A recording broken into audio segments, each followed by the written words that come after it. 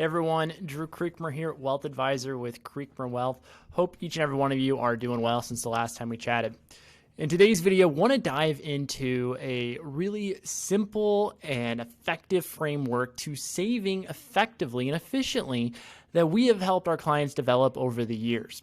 And if you didn't get the chance, I would encourage you to read a blog post written by our Director of Financial Planning here at Creekmer Wealth, Andy Anderson, that discusses the three primary areas where we see clients failing to prepare efficiently for their future retirement goals or future financial planning goals. And it's a great article and primer on those areas. And it will get you thinking about, hey, am I doing enough in these spaces?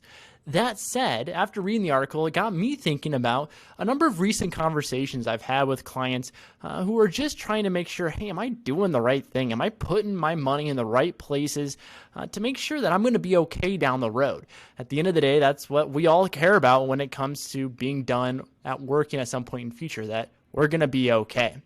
And so what that framework is, and it's one that John has developed over now 25 years, and he's taught to us and taught to clients all around the country. And it really starts with a simple cornerstone that I'm sure you're all aware of, and that's an emergency fund. You know, a lot of financial advisors and just financial experts like Dave Ramsey will tell you, hey, you need to have somewhere in the range of 3 to 6 months of living expenses in a cash savings account. And that's a great starting point. It's a good cornerstone.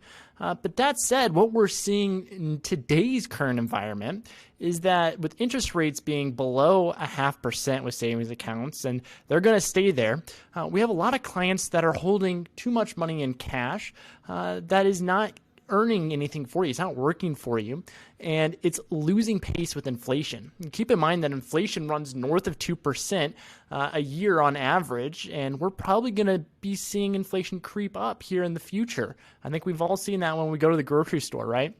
And so if you have money sitting in cash, not earning anything, that's not money that's being very efficiently utilized for your future. Now, I think it's important that you have cash on hand because life happens, right?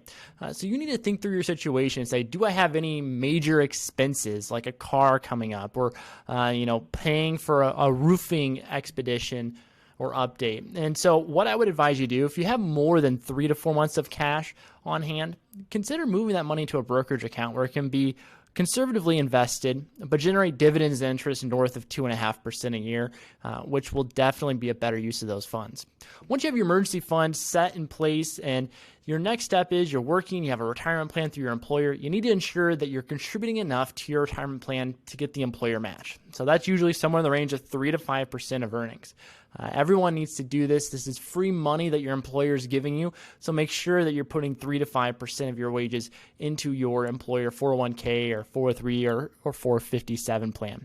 After you've done that, then say, hey, what money do I have on hand after I pay my normal bills? And if you have $100 to $500 to $600, what you need to consider doing is contributing to an IRA or a Roth IRA until you're able to max it out. Now, the maximum contribution to an IRA or a Roth IRA, if you're under the age of 50, is $6,000 a year per individual. So if you're married and you have earned income north of $12,000, you can put $6,000 for each of you into a IRA, a Roth IRA. Once you're over the age of 50, you're able to bump that number up to $7,000 per year. Now, once you've maxed out an IRA and a Roth IRA and or a Roth IRA, your next step really depends upon what your goals are. And everyone's different and everyone's experiences are different. And so this is where I would advise you that you really need to work with someone to determine what is the most efficient way from a tax standpoint and from an investing standpoint for you to save your money to achieve your goals. And here's what I mean. If you're someone that you think, hey, I'm going to work past the age of 60, and so I'm going to start contributing more to my retirement plan, that's totally fine. Just know with retirement plans, if you retire before the age of 59 and a half and you take money out, you're going to be limited from a tax and penalty standpoint with how much money you can pull out. If you're under the age of 59 and a half and you pull money out of your retirement plan with a few exceptions, you're going to pay a 10% penalty on top of paying taxes. And so what I would advise you to do is to really think through your options there. Now, I have some clients say, I'm going to work forever, so I'm going to max out my retirement plan. And the maximum contribution is $19,500 a year if you're under the age of 50, and $26,000 a year if you're over the age of 50. So you're able to really save a good chunk of money tax efficiently. This is a great option. But I have some clients that say, hey, you know what? The investments inside of my retirement plan are average at best, and I really don't know what my future looks like. I'd like some flexibility.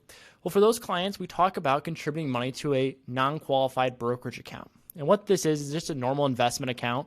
It's either individually owned or jointly owned between two people, where you can invest in stocks, bonds, mutual funds, ETFs, and you can contribute as much money as you want to a non-qualified brokerage account. And you can take as much money as you want out of the account, and there are no age limitations on your contributions and your withdrawals. So this type of account gives you a great deal of flexibility.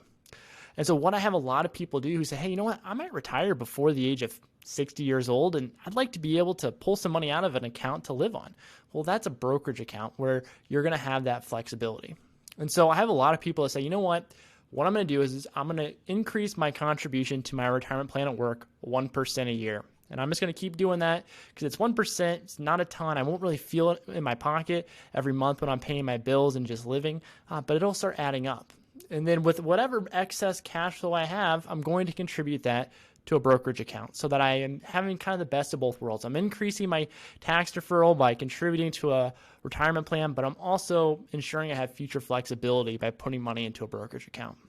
So those 5 steps are: 1, get your emergency fund in place; 2, contribute to a retirement plan up to your employer match; 3, max out an IRA or Roth IRA; and then 4 and 5 are contribute more to your retirement plan through work until you max out, and or contribute to a brokerage account to ensure that you have future flexibility. You know, if you have questions about this saving structure and what's most efficient for you, contact our office. Our advisors will run the numbers for you free of charge. Or if you just have questions about the investment quality inside of your retirement plan or your other investment accounts, you know, we have a program for that. We have Easy 401 for retirement plans where we are able to analyze the quality of investments that you have in your retirement plan.